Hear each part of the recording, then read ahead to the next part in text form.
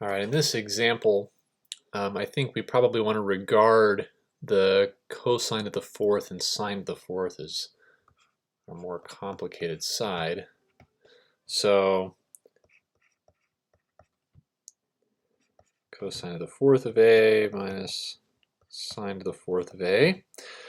Now, at first we might be kind of at a loss for what to do with this, but what I'd have you think about is something a little simpler. So if I have x squared minus 9, right, we know that's a difference of squares, and so it'd be x plus 3 times x minus 3. But what if we had something like x to the fourth minus 81?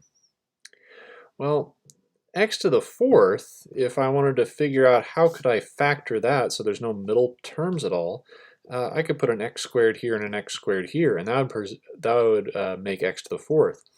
And then 81, if I put minus 9 plus 9, I would get my negative 81 and there'd be no middle terms. And then from there, you can't really factor this anymore, so you would just leave that as x squared plus 9. But then this one could become x plus 3 times x minus 3, just like the one above. So when we have things raised to the fourth power in both cases, this is still a difference of squares. So I would first say that this is the cosine squared of A minus the sine squared of A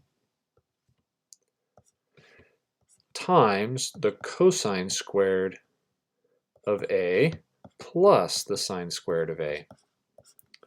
And the really nice thing here is that this, of course, is our favorite, right? That's equal to 1. So this is just cosine squared A minus the sine squared of A. But of course, if I look over at this right side, the only thing I see are sine squareds, no cosine squareds. So how do you turn cosine squareds into sine squareds? Well, once again, with the Pythagorean identity manipulated. So that becomes 1 minus sine squared. And of course, I just have the 1 minus or the sine squared from this term. But of course, that is 1 minus 2 sine squareds of A, which is our right-hand side.